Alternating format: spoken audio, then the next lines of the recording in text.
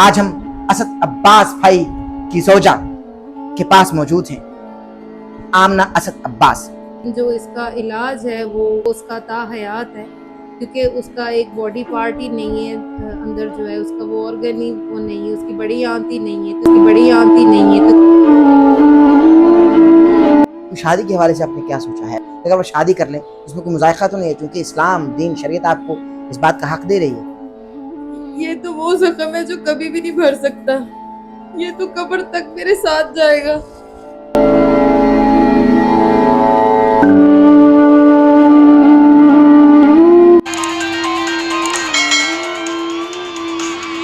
अफवाह थी कि मेरी तबीयत खराब है, लोगों ने पूछ पूछ कर बीमार कर दिया।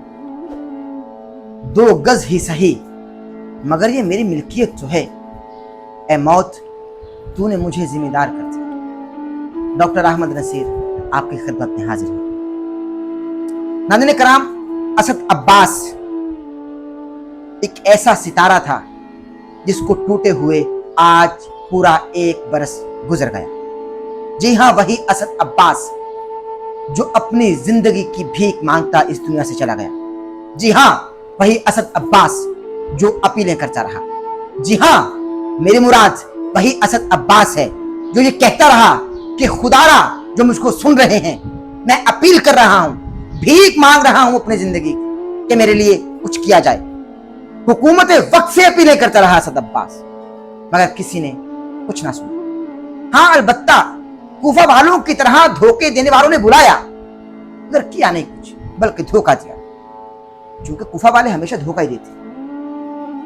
लालच दिया कि भाई आपके डायलिसिस हम कराएंगे, आपका ट्रांसप्लांट हम कराएंगे, मगर असद अब्बास भाई बीमारी की हालत में वो के बिस्तर से उठ नहीं सकते थे, मगर बिस्तर से उठे, बहुत लंबा सफर करके जाते थे एक शहर से दूसरे शहर, मगर मायूस हालत में लौट कर आते थे। और फिर आखिरी वक्त में उन्होंने आप तमाम लोगों के लिए एक पैगाम दिया, ये कहा कि मैं रब के पास जाकर आप तमाम लोगों की शिकायत अपने रब से करूं, और फिर कहते रहे कि मेरे मौला करम हो करम, तुझसे फरियाद करते हैं।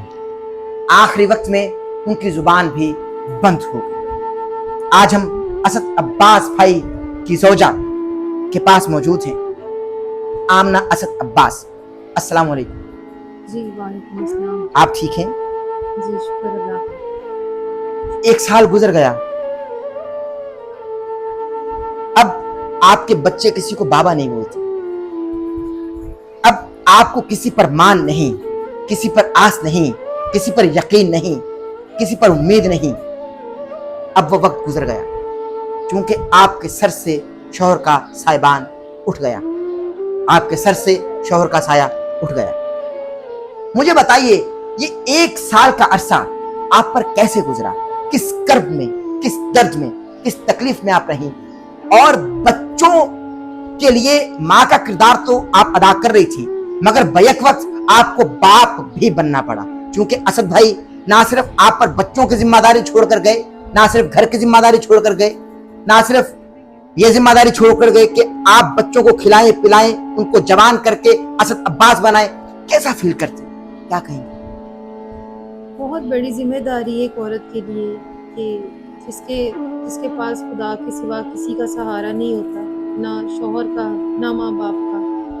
तो अपने बच्चों के लिए मैं कोशिश करती हूँ कि मैं असद अब्बास बनूँ, जितना हो सकता है मैं उनका ख्याल रखूँ, लेकिन मैं असद नहीं बन सकती। मैं एक माँ तो हूँ, लेकिन बाप बनने की कोशिश करती हूँ कि मेरे बच्चों को की कभी कमी ना फील हो। उनकी कमी तो कोई भी पूरी नहीं कर सकता।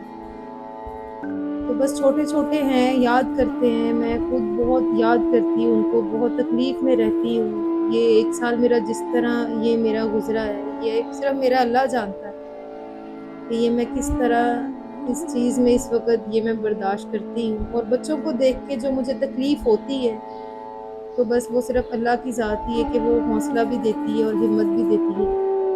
और असद ने मुझे ये जिम्मेदारी दी हुई थी और मुझसे ये वादा लिया हुआ था बच्चों के हवाले से कि मैं उनकी माँ भी और उनका बाप भी बनूँ। तो इसीलिए मेरा कॉन्सेंट्रेट जो वो सिर्फ मेरे बच्चों पे ही होता है कि जितनी हो सकता है, जितनी मुझ में हिम्मत है, मैं उनको प्यार दूँ। माँ का तो उनको मिलता है, باپ کے پیار سے وہ محروم ہے، لیکن میں کوشش کرتی ہوں کہ میں باپ کا پیار بھی ان کو اسی طرح دوں جس طرح اسد عباس دینا چاہتے تھے۔ میں گھر میں داخل ہوا تو بچے جاگ رہے تھے، ابھی بچے سو چکے ہیں، بچے جاگ رہے تھے اور بچوں کو سلایا معلوم ہے کیسے گیا کہ ابا ابھی آ جائیں گے، آپ کے پاپا ابھی آ جائیں گے، آپ کے بابا ابھی آ جائیں گے، آپ سو جائیے۔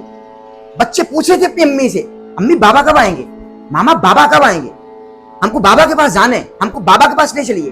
یعنی 1 سال گزر گیا، ابھی تک ان چھوٹے چھوٹے بچوں کو یہی دلاسا اور آسرا اور سہارا دیا جا رہا ہے کہ بابا آپ کے لیے کھلونے خریدنے کے لیے گئے ہوئے ہیں، اور بچوں کو ابھی بھی لالچ دے کر سلایا گیا کہ آپ کے بابا آپ کے لیے کھلونے لے کر آئیں گے، آپ سو جائیے۔ آپ یقین کیجئے ابھی میرے سامنے انہوں نے اپنے بچوں کو سلایا کہ آپ سو جائیے۔ بچے تو بچے ہیں، وہ اپنے باپ کا انتظار کرتے سو گئے۔ کیا معلوم کہ خواب میں اسد عباس بھائی آئیں اور بچے یقین کر لیں کہ ماما جھوٹ نہیں بول رہی تھی، بابا آئے تھے، کھلونے لائے تھے، مگر بابا تو چلے گئے، بابا کبھی نہیں آئیں گے۔ صبح بچے پھر اڑ جائیں گے اور پھر اپنی امی سے تقاضا کریں گے ماما بابا کب آئیں گے، ماں پھر وہی جھوٹا دلاسا بچوں کو دے گی اور بچوں کو سلا دے گی۔ ان کا سرکل اب اسی جھوٹ کے گرد گھومتا ہے، کیونکہ یہ ماں ہونے کے ساتھ ساتھ باپ کا کردار ادا بھی کر رہی ہیں۔ میں غلط تو نہیں بول رہا اس حوالے سے کچھ بھی، کیونکہ آپ پر اس وقت جو غم کا پہاڑ ٹوٹا ہے میں لفظوں میں شاید بیان نہ کر سکوں، کیونکہ ہر سہارا چھن گیا، ہر رشتہ روڑ گیا، ہر رشتہ چھن گیا۔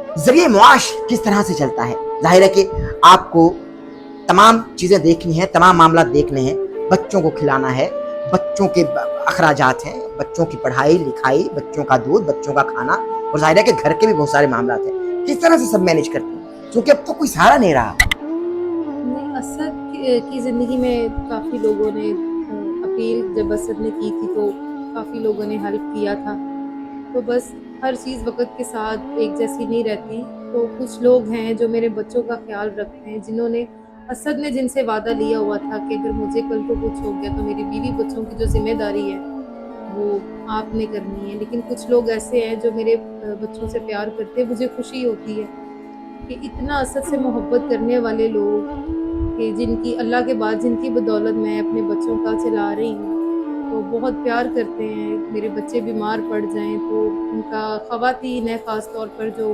آؤٹ آف کنٹری سے ہیں، میں ان کی شکر گزار ہوں دل سے کہ انہوں نے ابھی تک میرا ساتھ نہیں چھوڑا، میرے بچوں کا ساتھ نہیں چھوڑا، جن کی وجہ سے میرا بچوں کا ایک سمجھے کہ وہ چل رہا ہے، نظام چل رہا ہے، ان کا میڈیکلی بھی چلتا ہے، ان کا ہر لحاظ سے، ان کا دودھ پیمپر، اور چھوٹے کا تو کچھ زیادہ کیونکہ اس کا جو آپریشن ہوئے ہیں، اس کے 3 ہو گئے ہیں، اور اس کے جو علاج ہے وہ ہر ڈاکٹر کے ہر 3 مہینے کے بعد اس کے ٹیسٹ بتائے ہیں، اس کا میڈیسن اس کی بتائی ہے، تو انہوں نے کہا کہ جیسے یہ بڑا ہوگا وقت کے ساتھ ساتھ یہ تب ویسے ٹھیک ہوگا، لیکن جو اس کا علاج ہے وہ اللہ اس کو زندگی دے نقی عباس کو، وہ اس کا تا حیات ہے، کیونکہ اس کا ایک باڈی پارٹ ہی نہیں ہے اندر جو ہے اس کا وہ آرگن ہی وہ نہیں ہے، اس کی بڑی آنت ہی نہیں ہے، تو اس وجہ سے وہ ہم اس کو مریض ہی کہہ سکتے ہیں۔ باقی شکر ہے اللہ کا کہ وہ ٹھیک ہے اب۔ میڈیکلی کسی نے رابطہ نہیں کیا آپ سے کہ ہم آپ کے بچے کا علاج کرتے ہیں؟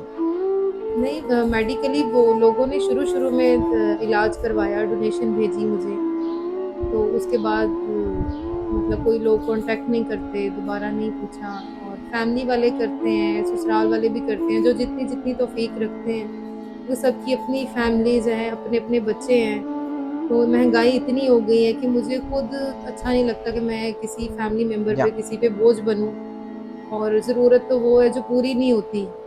اب اگر کوئی آپ کی ضرورت اٹھاتا ہے تو اس کو اتنا بھی نہ آپ کہیں کہ وہ بالکل ہی آپ سے ہاتھ چھڑا لیں۔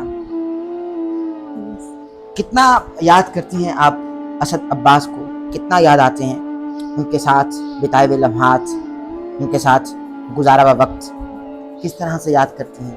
بس اس طرح لگتا ہے کہ سر پہ کوئی چھت نہیں ہے، بس میں ایکسپلین نہیں کر سکتی کہ میں ان کے بغیر کس طرح جی رہی ہوں، میں ان کے بغیر کس طرح سوتی ہوں، میں ان کے بغیر کس طرح بچوں کو مینیج کرتی ہوں۔ میں اکیلی ذات ہوں، میں ماں بھی ہوں، میں باپ بھی ہوں، جو میری کیفیت ہے وہ صرف میرا اللہ جانتا ہے، مجھے بتانا نہیں آئے گا کہ میں کیا فیل کرتی ہوں، میں کس طرح فیل کرتی ہوں، کیونکہ میں زیادہ باتیں کروں گی تو لوگ طرح طرح کی باتیں کریں گے. میں کسی کو موقع نہیں دینا چاہتی.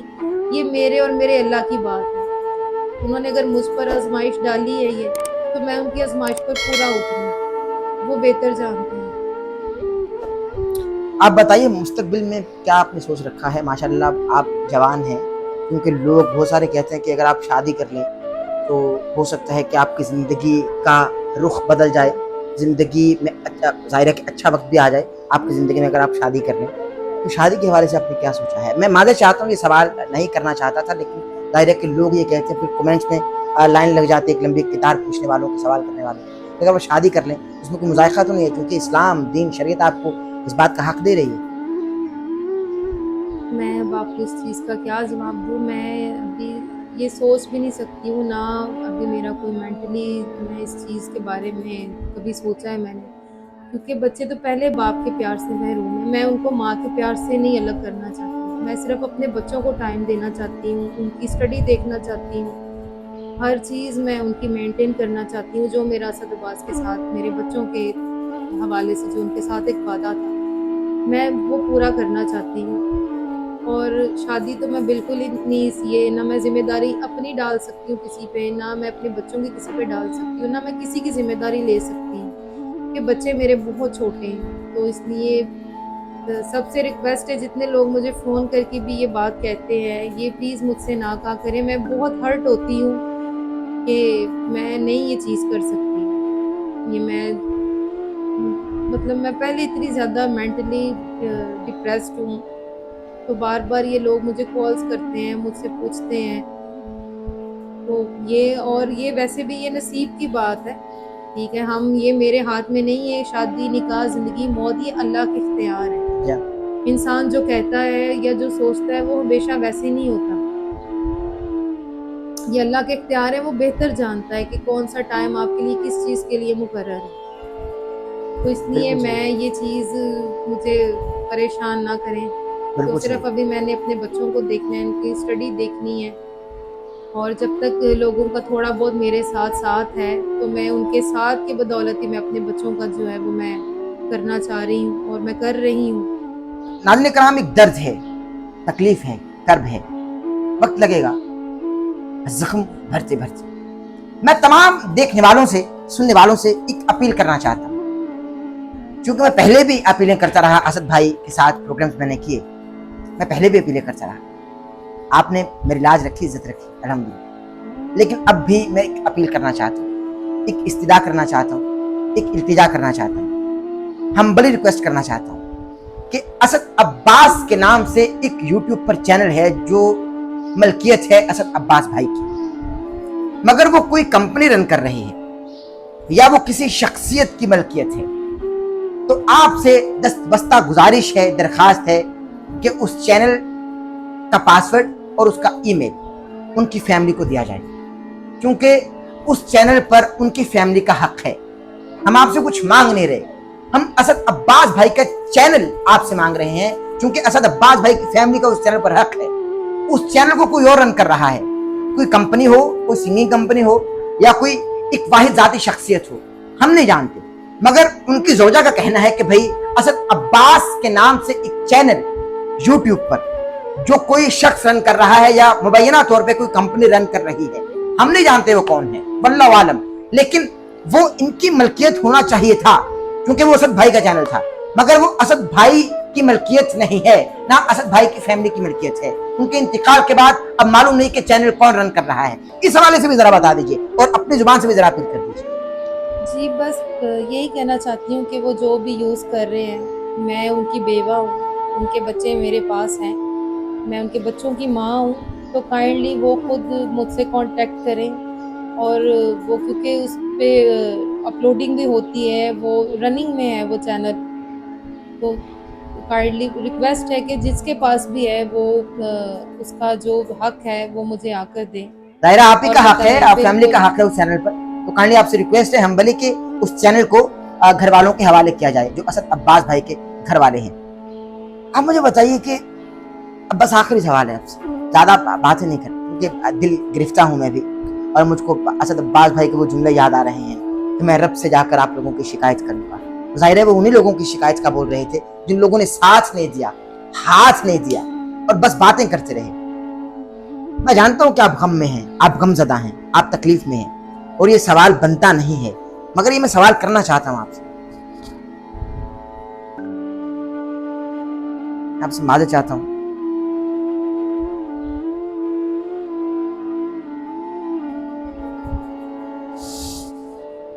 बच्चे जब अपने बाबा को याद करते हैं तो किस तरह से आप उनको दिलासा देती हैं, किस तरह से उनकी ढारस बंधाती हैं, क्योंकि बच्चों को बाप का प्यार नहीं मिल रहा। आप जितना भी बाप बनने की कोशिश करें, आप बाप नहीं हैं, आप तो माँ हैं, लेकिन बच्चों को बाप का प्यार चाहिए होता है। बच्चे यतीम हो गए, बच्चों को बाप का प्यार नहीं मिल रहा। कितना याद करती हैं आप भी अपने खामद को, और जब बच्चे बाबा बाबा की सदाएं बुलंद करते हैं और इस घर की फजा में बाबा बाबा की सदाएं गूंज उठती हैं तो कितनी तकलीफ होती है, कितना दर्द होता है। और आप बच्चों को किस तरह से दिलासा देते हैं। आपकी आंखों में आंसू हैं, आंसू आना भी जिंदगी की निशानी है, क्योंकि एक याद है जो कभी भुलाई नहीं जा सकती, एक दौर था जो कभी खत्म नहीं हो सकता। मैं बस एक्सप्लेन नहीं कर सकती कि मैं किस तरह बच्चों को क्या कहती हूँ, उनके साथ में किस तरह टाइम स्पेंड करती हूँ। बस ये कहती हूँ पापा अमेरिका गए हैं, पापा आपके लिए खिलौने लेने गए हैं। वो आज भी याद कर रहे थे मामा। और कल मैं उनको बाजार लेकर गई तो वहाँ पर शूज़ पड़े थे, वो जिस तरह के असद पहनते थे, तो दोनों बेटे लड़ने लग गए कि मामा हमने पापा जैसे शूज़ लेने हैं। तो मैंने दोनों को उस तरह के लेके दिए कि उनको अभी तक याद है कि वो चाहते कि हम असद अब्बास बने, हमें जो हमारी पापा की शख्सियत थी हमारी भी वैसी बने। तो बहुत ज़्यादा दुख भी होता है। ये तो वो जख्म है जो कभी भी नहीं भर सकता, ये तो कब्र तक मेरे साथ जाएगा।